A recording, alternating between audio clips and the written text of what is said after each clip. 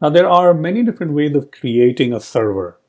And if you want to host your server online publicly, then one of the best and the fastest way is to just create it on Glitch. And you can create an account on Glitch, it's free, and you can host multiple projects over there. So I already have an account. What I'm going to do is I'm going to create a new project. And you can see that there are so many different projects you can create. Basic HTML website, Hello Node using Fastify. So I'm going to select this one, the Hello Node. You can create React also. And I don't really want to use Fastify. I want to use ExpressJS because that's what I know. So I will have to configure this a little bit differently. So let's go to server.js, and you can see this is all the code that is already there using Fastify framework. I don't want to use that. I want to use Node. So what I can do is I can go to ChatGPT and I can say, write a Hello World app in ExpressJS. Okay, now that's actually pretty cool. It's actually opening the canvas for me. That's fine. I can just copy this stuff. This is actually the first time it has open canvas for me. That's fine. Okay, let's go ahead and do that. Now, one of the things we need to be making sure over here is over here we're passing 3000. I'm going to change that to process.env.port. So whatever the port that they have set, that's going to be assigned over here. So it might be coming probably from a .env file. So don't put 3000 over here. Don't hard code it. Just put process.env.port. And the other thing that we want to do is to add the package, because right now if you go to the package.json, you can see over here in the dependencies you don't have ExpressJS, you have Fastify. Now it says over here that you can add a package from there, but that doesn't really work correctly. So what I'm going to do is I'm just going to go to the terminal, and from the terminal, let me go ahead and there we go. I can say npm install express.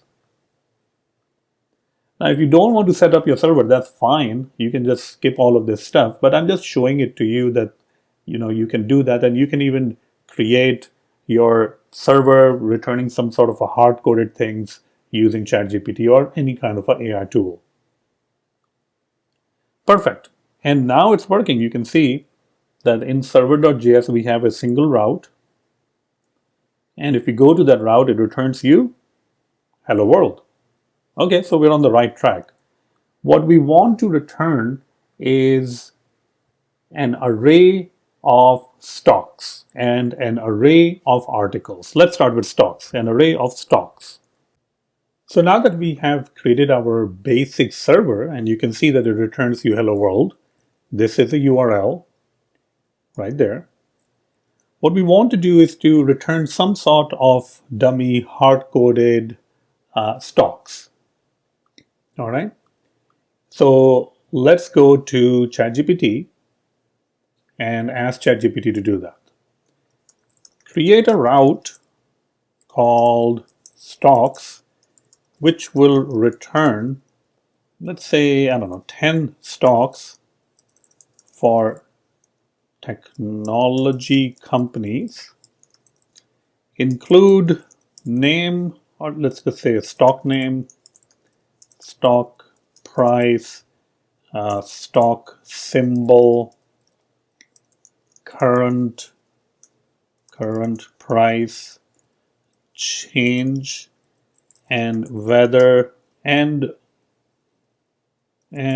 is positive if change is, I don't know how to say it, change and is positive. Let's see what if it can determine what its positive is. Okay, so it's using ChatGPT 4.0 with Canvas, so that's a little bit new thing that just popped out immediately. All right, so what is it returning? Let's see. Can I edit this code over here? Okay, so I can edit this. Oh, maybe I can. So I will say process.env.port, right? Okay, so we have stock name, stock price, which is the current price, stock symbol, current price, change is positive true. Okay, so that looks pretty good. I can actually copy this, all of this stuff, and there we go. Let's go to the link over here. Let's go to the stocks. And there we go. That's what it returns. That looks pretty good, right? So this is going to be our server, all right? And the other thing that we want to return are the news items, so right? So that's the first thing, the stocks, and the other one, which we will come back to that a little bit later. Once we are done with the stocks and displaying the stocks, then we'll come back to it. And what I can do also is I can click on this and say copy link, and I can actually see how it looks like. So this is what it looks like when you actually return some JSON, and you can see the URL, stock name, stock price, current price, change is 5. I guess it's $5 up. It's positive true. All right. Okay, looks pretty good. I think that's pretty good data. And now we can actually work on how we can integrate this to our application, right? So our server route for stocks is created. It's right here.